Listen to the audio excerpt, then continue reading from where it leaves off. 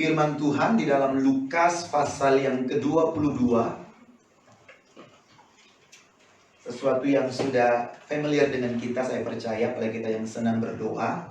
Bagian kebenaran firman Tuhan ini saya mengingatkan kembali, bersama-sama kita boleh belajar, bersama-sama mengingat kembali apa yang mungkin pernah kita dengar kupasan dalam Lukas 22 ayat 39 dimulai sampai 46. Perikopnya di Taman Getsemani. Lalu pergilah Yesus keluar kota, dan sebagaimana biasa ia menuju Bukit Zaitun. Murid-muridnya juga mengikuti dia. Setelah tiba di tempat itu, ia berkata kepada mereka, "Berdoalah supaya kamu jangan jatuh ke dalam pencobaan." Kemudian ia menjauhkan diri dari mereka kira-kira sepelempar batu jaraknya. Lalu ia berlutut dan berdoa, katanya, "Ya Bapakku, jikalau engkau mau, ambillah cawan ini daripadaku. Tetapi bukanlah kehendakku, melainkan kehendakmu lah yang terjadi." Maka seorang malaikat dari langit menampakkan diri kepadanya untuk memberi kekuatan kepadanya. Ia sangat ketakutan dan makin bersungguh-sungguh berdoa. Peluhnya menjadi seperti titik-titik darah yang bertetesan ke tanah. Lalu ia bangkit dari doanya dan kembali kepada murid-muridnya, tetapi ia mendapati mereka sedang tidur karena duka cita. Katanya kepada mereka, "Mengapa engkau tidur? Bangunlah dan berdoalah supaya kamu jangan jatuh ke dalam pencobaan." Bagian-bagian ayat yang sudah kita baca dalam Lukas 22 ayat 39 dimulai sampai 46 ini memberitahukan kepada kita bagaimana Yesus yang adalah anak Allah, pribadi yang dari surga, yang memakai tubuh manusia tentunya untuk berkarya, untuk menyelamatkan manusia. Sehingga dalam episode kehidupannya dia sampai di satu titik di mana dia harus melakukan tugas utamanya, diutus Bapa ke dunia untuk menjadi tumbal dosa umat manusia. Dan untuk menghadapi hal tersebut, dia mengalami sesuatu yang kalau kita baca, ada ketakutan, ada kegentaran, ada sesuatu yang dikatakan seperti mau mati rasanya. Kalau Anda baca di bagian lain di Matius 26 dan di Markus, ada juga ditulis di sana, saudaraku yang kekasih. Kita melihat Yesus sebagai manusia, dia menghadapi tantangan yang tidak mudah. Dan satu hal yang dia lakukan, saudaraku yang kekasih, adalah dengan berdoa. Dengan berdoa, bukan saja pada waktu dia mau mengalami tantangan yang berat, dia berdoa. Kalau kita baca di ayat 39, dikatakan di sana, lalu pergilah Yesus keluar kota, dan sebagaimana biasa ia menuju Bukit Zaitun. Sebagaimana biasa. Jadi sudah biasa dia melakukan itu. Itu sudah menjadi lifestyle, gaya hidup Yesus untuk berdoa.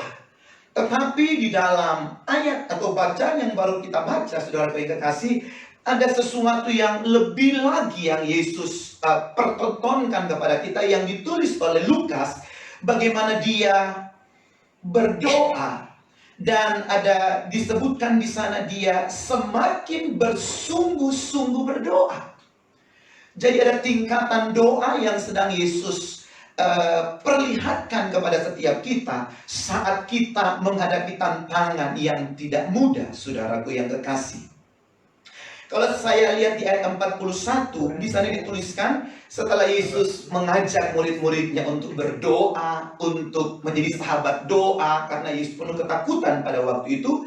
Dan ayat 41 disebutkan di sana, kemudian ia menjauhkan diri dari mereka kira-kira sepelempar batu jaraknya, lalu ia berlutut dan berdoa. Saya merenungkan bagian 41 ini, ayat 41 ini. Kenapa Yesus menjauhkan diri sepelemparan batu jauhnya dari murid-muridnya. Kalau mungkin kita bisa membaca ayat-ayat ini dan kita berusaha, ini kita memasukkan diri kita di dalam situasi ini, saya kira kita bisa berandai-andai, saudara yang terkasih ya. Kalau mungkin kita adalah salah satu murid yang ikut dengan dia. Kalau di Lukas mungkin lebih jelas lagi, ada 3 murid yang dia ajak, yaitu Petrus dan 2 anak Zebedeus, Yohanes dan Yakobus ya. Tetapi kemudian saudaraku, saya katakan tadi di ayat 41 ini, Yesus menjauhkan diri sepelemparan batu jaraknya. Kalau kita berandai-andai kita ada di momen tersebut, saya berpikir mungkin kita ingin ikut dengan Yesus. Sepelemparan batu jaraknya. Yesus tidak mengajak, tapi saya kira kalau kita mau ikut, dia tidak akan larang. Pasti dia mau membiarkan kita ikut dengan dia sepelemparan batu jaraknya. Tetapi sayang, tidak ada murid yang mau ikut dengan dia di sepelemparan batu jaraknya itu, saudaraku. Dan waktu dia ada di tempat tersendiri itu, dia berdoa, ayat yang ke-42, "Ya Bapakku, jikalau engkau mau, ambillah cawan ini daripadaku, tetapi bukanlah kehendakku, melainkan kehendakmu yang terjadi."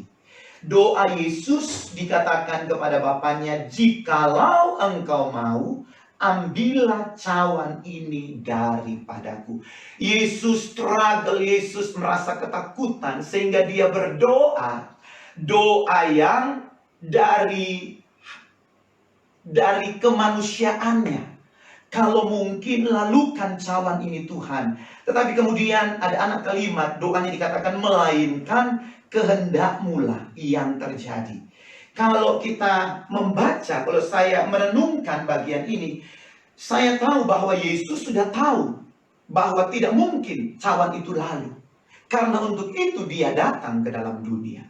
Untuk itu dia harus menjadi manusia. Visi misi surgawi dari Bapa, dia harus meminum cawan itu. Tetapi sebagai manusia, dia punya keinginan. Dia mengatakan, kalau mungkin cawan ini lalu daripadaku. Tapi kemudian dikatakan, tetapi bukan kehendakku yang terjadi, tapi kehendakmu yang terjadi. Kalau kita tarik dalam kehidupan setiap kita hari-hari ini, kadang-kadang kita berdoa, kita ingin tahu kehendak Tuhan yang sempurna, tapi kadang-kadang begitu sukar untuk kita mengetahuinya. Kalau kita sudah tahu, mungkin tidak sukar untuk kita bisa ikut. Tapi kadang-kadang kita belum tahu apa kehendak Tuhan yang sempurna. Macam COVID-19 ini. Kita tidak tahu apa yang menjadi rencana Tuhan. Apa yang menjadi kehendak Tuhan yang sempurna dengan kejadian yang luar biasa seperti ini. Kalau kita tarik juga untuk bangsa kita Indonesia, ada rentetan atau akibat dari COVID-19 ini bukan hanya menjangkiti orang-orang, tapi juga menjangkiti banyak hal. Menjangkiti ekonomi, kehidupan sosial budaya, olahraga, kehidupan pariwisata dan lain sebagainya. Begitu banyak hal yang terimbas dengan kejadian COVID-19 ini. Dan kita tidak tahu apakah kalau memang ini kehendak Tuhan yang sempurna. Tentu kita harus menselaraskan hati kita dengan apa yang menjadi kehendak Tuhan, saudaraku yang kekasih. Kalau mungkin sesuatu yang black and white, hitam dan putih, untuk kehendak dan rencana Tuhan, kita bisa tahu ini bukan kehendak Tuhan, ini kehendak Tuhan. Misalnya kalau masalah orang berpasang-pasangan, kadang-kadang berdoa, dia menjalin hubungan dengan orang yang belum dalam Tuhan, itu kan pasti bukan kehendak Tuhan. Sehingga dapat dikatakan itu tidak sesuai dengan kebenaran firman Tuhan. Tapi kalau satu situasi di mana sesuatu yang terkesan abu-abu, terkesan sukar untuk kita tahu kehendak Tuhan yang sempurna, saudaraku yang kekasih. Kita harus melakukan sesuatu yang lebih ekstrim lagi dalam berdoa, saya kira. Kalau di sini Yesus mencontohkan sepelemparan batu. Jaraknya dia berusaha untuk melakukan hal yang lebih sungguh-sungguh lagi. Di ayat yang ke-44, ia sangat ketakutan dan makin bersungguh-sungguh berdoa. Saya merenungkan ayat ini, seorang Yesus, dia masih harus bersungguh-sungguh berdoa. Ternyata kadang-kadang ada doa yang tidak bersungguh-sungguh. Doa yang sekedar formalitas, saudaraku. Doa yang sekedar rutinitas agamawi mungkin. Tetapi dengan keadaan atau kejadian yang terjadi dalam kehidupan setiap kita, kadang-kadang kita ditarik, kita di-stretch untuk lebih bersungguh-sungguh lagi berdoa. Untuk lebih lagi menambah daya dan upaya untuk berdoa, saudaraku yang kekasih. Kadang-kadang orang katakan, tidak usah terlalu ngotot. Toh ada kasih karunia, semalam Ibu Rora katakan seperti itu. Tapi justru saya katakan karena kita memahami kasih karunia Tuhan itu, makanya kita mau lebih lagi untuk memahami dan mengenal kehendaknya yang sempurna itu, saudaraku yang kekasih. Dengan kejadian-kejadian seperti ini, saya percaya setiap kita termotivasi untuk lebih sungguh-sungguh lagi berdoa, untuk lebih sungguh-sungguh lagi menghadap Tuhan dan menyerahkan segala sesuatunya kepadanya, supaya Dia menunjukkan jalan keluar yang luar biasa di dalam kehidupan setiap kita, saudaraku yang kekasih. Ada satu kisah di mana Abraham, Anda kalau lihat nanti di Kejadian pasal 18 kalau saya tidak salah, bagaimana satu waktu Tuhan menyatakan kepada Abraham bahwa dia akan menunggangbalikan Sodom dan Gomora. Dan kemudian Abraham, di Sodom dan Gomora itu ada ponakannya Lot dan keluarganya. Dan kemudian Abraham mendengar apa yang Tuhan katakan. Tuhan katakan dia tidak mungkin menyembunyikan hal yang akan dia lakukan ke Sodom dan Gomora. Dia harus bisa menyampaikan kepada Abraham. Dan waktu Abraham tahu itu, Anda baca, Anda sudah tahu juga kisah ini. Abraham datang di hadapan Tuhan. Dan Abraham berdoa di hadapan Tuhan, meminta supaya Tuhan mengurungkan niatnya untuk memusnahkan Sodom dan Gomora. Dikatakan kalau ada 50 orang benar. Kemudian kalau ada 45 orang benar. Dan kemudian turun dan turun dan turun kalau ada 10 orang benar. Tuhan katakan tidak akan aku musnahkan. Dan kemudian Abraham hanya sampai di titik itu, dia mundur daripada Tuhan. Dan Tuhan di pasal 19, Tuhan menunggangbalikan Sodom dan Gomora. Tetapi ada karya Tuhan yang luar biasa. Sesuatu yang saya tangkap, sesuatu yang tersirat dari apa yang tersurat. Saya tahu bahwa Abraham waktu dia bersoal jawab dengan Tuhan, dia bersyafaat untuk Sodom dan Gomora karena dia ingat ada ponakannya di sana. Dia tahu ada tanggung jawab dia sebagai seorang paman terhadap ponakannya di sana, Lot dan keluarganya. Terlepas dari keberadaan hidup Lot yang mungkin tidak benar, tetapi tanggung jawab Abraham sebagai omnya, dia berdoa, dia meminta belas kasihan Tuhan. Walaupun mungkin tidak tercetus dalam perkataan Abraham, tolonglah Lot. Tapi saya tahu bahasa hati Abraham. Pada waktu itu dia meminta supaya Tuhan berbelas kasihan kepada Lot. Karena Abraham ini sangat sayang kepada Lot. Kalau Anda baca beberapa pasal sebelumnya, waktu Lot ditawan oleh raja-raja Kedorlaomer di sana, Abraham berusaha untuk melepaskan Lot. Dia menyusun pasukan, dia menolong Lot, melepaskan Lot, dan melakukan hal yang baik sebagai seorang om, sebagai seorang tua yang mengasihi ponakannya. Dan saya tahu semangat itulah yang ada di hatinya waktu dia dengar Tuhan akan menunggangbalikan Sodom dan Gomora. Dan Lot dan Abraham berdoa kepada Tuhan. Dia mungkin pakai istilah kalau ada 50 orang, kalau ada 10 orang terakhir, dan kemudian dia undur daripada Tuhan. Dan Tuhan, saya percaya, menjawab apa yang menjadi kerinduan terdalam dari hati Abraham untuk Lot. Ponakannya dan keluarganya ditolong Tuhan dari kota Sodom dan Gomora yang akan ditunggang balikan oleh Tuhan. Dan Anda tahu, Tuhan mengutus malaikat untuk melepaskan Lot dan keluarganya dari Sodom dan Gomora. Walaupun kemudian ada cerita selanjutnya, Anda tahu bagaimana kemudian anak-anak Lot dan Lot melakukan sesuatu yang Anda sudah baca, juga Anda sudah pelajari. Tapi saya tidak mau panjang lebar di sana. Saya hanya mengatakan bahwa Tuhan itu mengerti akan hati Abraham yang berdoa kepada Tuhan. Mungkin kalau kita baca dalam Kejadian 18 tersebut, sepertinya Tuhan tidak menjawab doa Abraham. Tetap ada hujan api dan belerang melanda Sodom dan Gomora. Tetapi ada satu yang Tuhan lakukan, dan saya percaya itu menjadi kerinduan hati Abraham di hadapan Tuhan untuk ponakannya, saudaraku yang kekasih.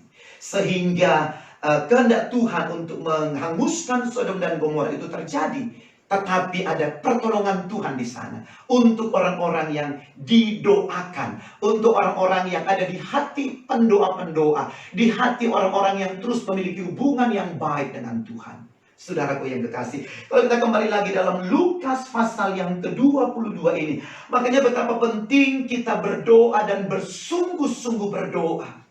Kadang-kala kita tidak tahu rencana Tuhan yang sempurna. Kita hanya mengucapkan saja doa berdasarkan hati kita yang mengasihi. Mungkin dalam konteks bangsa kita Indonesia, kita mengasihi bangsa kita, kita terus bersiap untuk bangsa kita. Kita tidak tahu dengan sempurna apa yang menjadi rencana Tuhan untuk kejadian seperti ini. Tapi saat kita berdoa, mungkin sesuatu yang tidak terucapkan dengan verbal lewat lidah, bibir, mulut kita, tetapi ada di dalam hati kita, di roh kita yang paling dalam. Dan roh itu menyelidiki segala sesuatu, dan itu disampaikan kepada Bapa, sehingga Bapa dapat melakukan sesuatu yang dahsyat. Karena kita yang berdoa memiliki hubungan yang baik dengan Tuhan. Karena itu doa, saya kira bukan sekedar ucapan kata-kata, bukan sekedar lafalan yang disampaikan, tetapi doa yang lebih dalam lagi itu adalah sesuatu yang dari manusia batinnya kita, yang kadang-kadang kita tidak terucapkan secara verbal, hanya bahasa tetesan air mata, hanya bahasa erangan mungkin, bahasa yang mungkin tidak dapat dimengerti oleh manusia, tapi itu dimengerti oleh Tuhan. Dimengerti oleh Dia yang luar biasa, saudaraku. Dan saya percaya saat kita masuk di dalam satu doa yang bersungguh-sungguh dengan Tuhan, satu doa yang melampaui kapasitas kita mungkin sebagai manusia biasa, karena beban, karena sesuatu yang kita gumuli dalam doa. Ada hal yang menarik di dalam Lukas 22 ayat yang ke-43. Di sana dituliskan, maka seorang malaikat dari langit menampakkan diri kepadanya untuk memberi kekuatan kepadanya. Ada terobosan yang luar biasa terjadi di sana, yaitu dikatakan ada malaikat dari langit menampakkan diri kepadanya untuk memberi kekuatan kepadanya. Ada sesuatu yang adikodrati terjadi di sana. Ada sesuatu yang melampaui limit kemanusiaan terjadi di sana. Dan hari-hari ini kita memerlukan hal-hal seperti ini, saudaraku. Walaupun mungkin kadang-kadang juga harus berhati-hati dengan sesuatu yang berkenaan dengan sesuatu yang roh, alam roh. Karena kan malaikat itu adalah sesuatu yang berkaitan dengan alam roh, saya percaya, saudaraku. Kita harus hati-hati sehingga kita tidak salah melangkah kalau kita sudah menembus sampai ke dalam pelayanan. Ada kunjungan malaikat, saudaraku yang kekasih. Makanya perlu balance antara pengajaran dan karunia-karunia roh. Kalau pincang, saudaraku, akan membuat sesuatu yang kurang asik dalam kekristenan, saudara. Kalau hanya menekankan pengajaran, ngelotok pengajaran yang dikedepankan, satu waktu akan membuat itu menjadi kering, saudaraku. Tetapi kalau dibarengi dengan satu pelayanan roh yang exciting, makanya kan di dalam Alkitab juga ada karunia-karunia roh.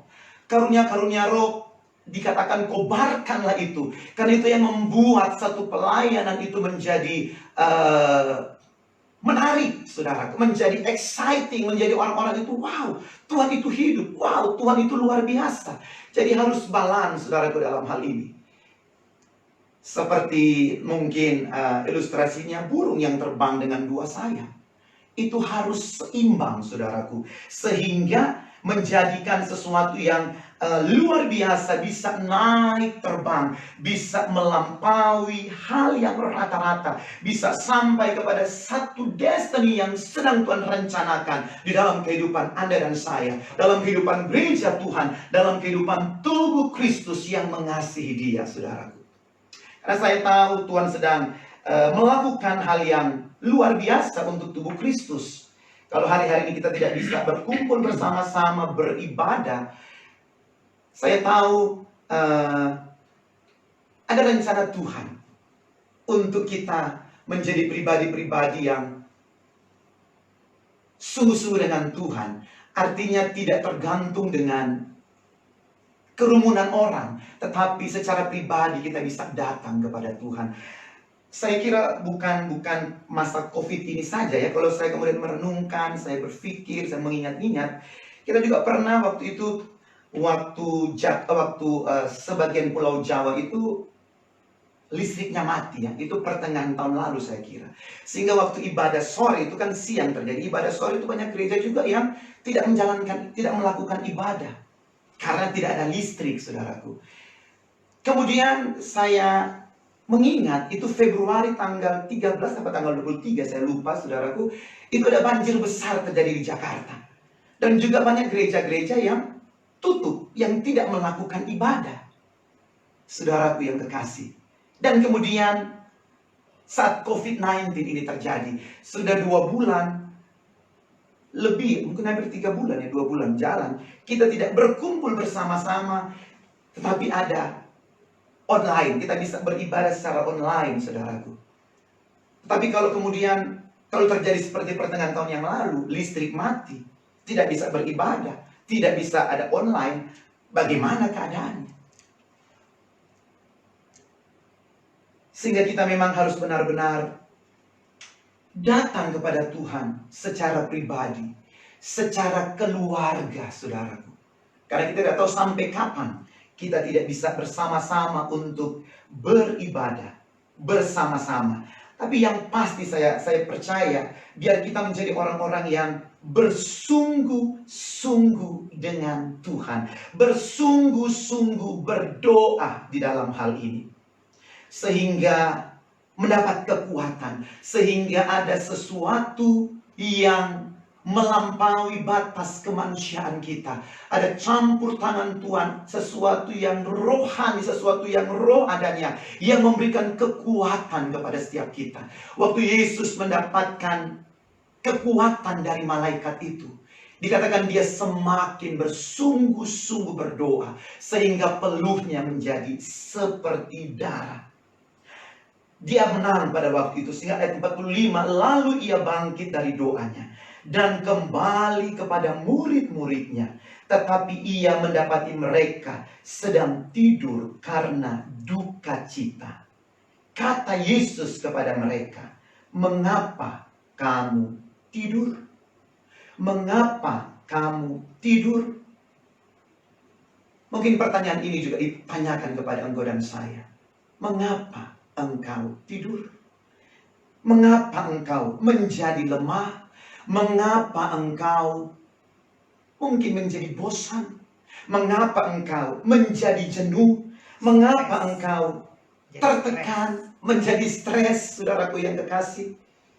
Dan orang bisa katakan kan dalam tidur Tuhan memberkati. Mungkin itu konteks yang lain. Tetapi dalam hal ini, kalau kita lihat konteksnya, itu mereka kalau kita lihat di Matius 26, itu mereka tertidur karena duka cita. Mereka tertidur karena sesuatu yang membebani mereka. Yesus mengatakan kepada mereka, mengapa kamu tidur? Bangunlah dan berdoalah.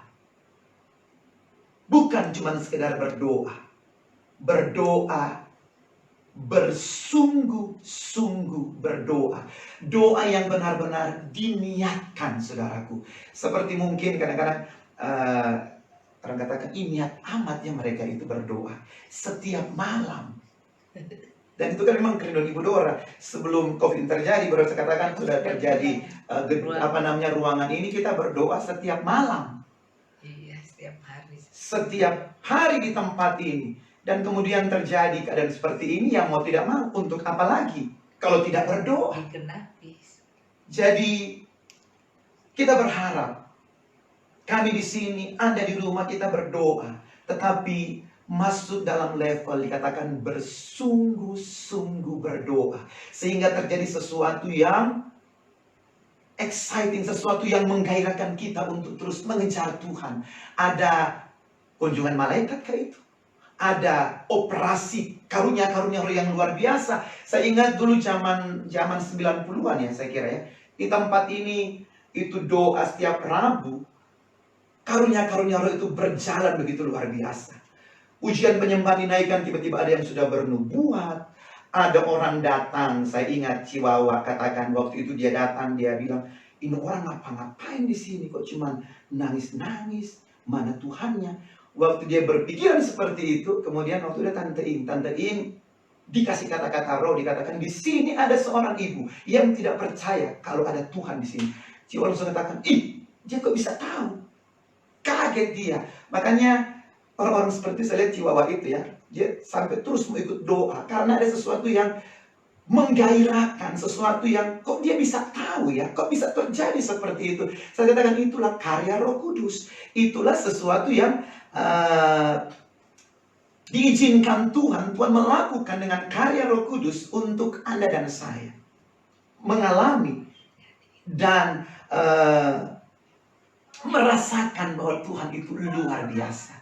Jadi saya kira bukan cuma sekedar perasaan, holy feelings gitu bagus, tetapi harus tembus sampai sesuatu yang luar biasa. Dan saya berdoa biar ini menjadi kerinduan setiap kita. Ini menjadi doa kita di hadapan Tuhan. Karena kita harus melampaui limit kemanusiaan kita di dalam berdoa, di dalam bergaul dan mengikuti Tuhan dan mengiringi Tuhan. Saya percaya Tuhan akan melakukan bagian-bagian yang dahsyat, bagian-bagian yang luar biasa, membawa kita untuk boleh mengerti akan rencana Tuhan yang sempurna di dalam kehidupan setiap kita, dalam ketidakmampuan, dalam ketidakmengertian kita kadang-kadang, saudaraku. Dan kemudian setelah mereka dari Taman Getsemani ini, Yesus ditangkap, Yesus mengalami hal-hal yang mengenaskan, saudaraku. Saya melihat kemudian murid-murid Yesus, sejak pengalaman di Taman Getsemani ini, mereka semakin dikuatkan. Walaupun ada satu ketika Petrus sempat menyangkal Yesus, tapi kemudian dia melihat tatapan mata Yesus. Dia berbalik kembali menjadi orang yang penuh dengan kuasa Tuhan. Dan waktu mereka menantikan di kamar loteng Yerusalem, Roh Kudus itu dicurahkan. Dan roh yang dahsyat itu dilimpahkan kepada mereka. Mereka menjadi orang-orang yang all out dengan Tuhan. All out di dalam pelayanan, all out dalam berdoa. Saya percaya all out di dalam segala sesuatunya. Dan mereka boleh mengguncangkan dunia sampai hari ini. Anda dan saya menjadi pengikut Kristus. Saya percaya karena buah-buah pelayanan mereka yang bersungguh-sungguh dengan Tuhan. Sehingga Anda dan saya melalui kejadian yang luar biasa COVID-19 ini, biar mendorong kita untuk sepelemparan batu jauhnya. Pergi lebih jauh lagi untuk berdoa, untuk bergaul, untuk mengenal Tuhan lebih dan lebih dan lebih lagi. Sehingga kita tidak akan tertidur di dalam keadaan yang mungkin penuh duka cita. Tidak akan tertidur dalam keadaan yang sedang melanda dunia ini. Tidak akan tertidur dengan keadaan yang kok tidak selesai-selesai. Kok semakin diperpanjang. Kok ada kabar katanya nanti Juni bisa normal kembali. Kemudian Juli, kemudian katanya ada bulan Oktober. Ada bulan-bulan selanjutnya, tetapi kalau gereja pun bisa berkumpul, tidak boleh banyak-banyak, harus sedikit. Ini kan penuh ketidakpastian. Tetapi yang pasti saya percaya, bersungguh-sungguhlah dengan Tuhan. Bersungguh-sungguhlah berdoa. Bersungguh-sungguhlah mengenal Dia. Saya percaya Dia akan melakukan bagian yang dahsyat bagi engkau dan saya sebagai orang-orang yang terpanggil dan yang mengasihi Tuhan. Mungkin hal yang sederhana yang sampaikan malam hari ini, saudaraku. Tapi biar ini menjadi sesuatu yang mendorong kita untuk lebih bersungguh-sungguh lagi dengan Tuhan. Tuhan Yesus memberkati. Amin.